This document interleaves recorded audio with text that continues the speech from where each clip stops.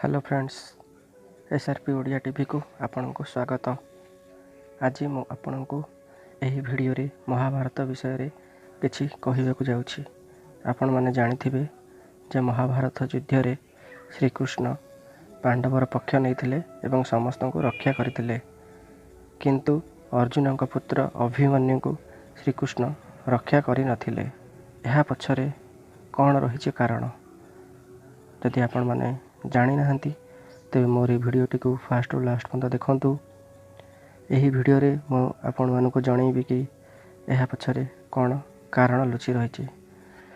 तेबे ता पूर्व जदि आपण मो चैनल रे नुआ तेबे तळे थिबा नाली कलर सब्सक्राइबर बटन को प्रेस कर दियंतु एवं ता पाखरे आसुथिबा बेल आइकन पर क्लिक करी ऑल ऑप्शन को चूज करंतु। तेबे चलंतु डेरी न करी सीधा जिबा धरा पृष्ठ रे जेबे पापर साम्राज्य विस्तार करे भगवान विष्णु कौनसी ना कौनसी रूप में जन्म नहीं पापर अंत करिथांती। ठीक सही भली द्वापर जुगरे अधर्म जेतेबेले चरम सीमार पहुँचीला सेतेबेले भगवान विष्णु श्रीकृष्ण रूप में जन्म नहीं। महाभारत युद्ध रे श्रीकृष्ण पांडवों पक्ष नहीं एवं युद्ध आरंभ शेष पर्यंत पांडव पांच भाई को रक्षा करथिले, किंतु अर्जुन का पुत्र अभिमन्यु प्राण से रक्षा करि नथिले। महाभारत युद्ध रे भाग नहीं समस्ते कौनसी ना कौनसी देवी देवता किंबा गंधर्वों अवतार थिले।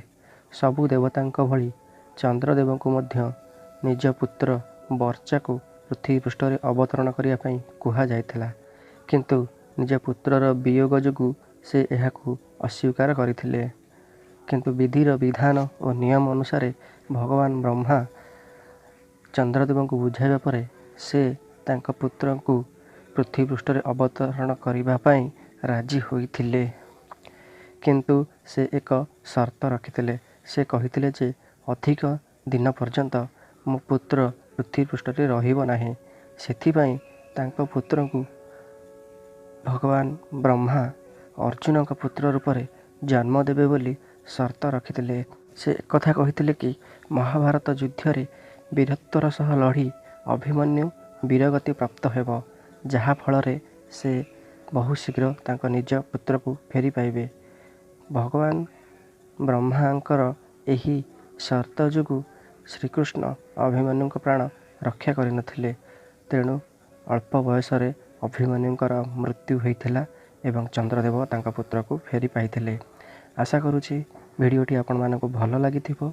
जदि भल लागिछि तेबे वीडियोटी को लाइक कर दियंतु एवं शेयर करी अन्य मानकु जदि जणैबाकु चाहुचंती तेबे जणांतु।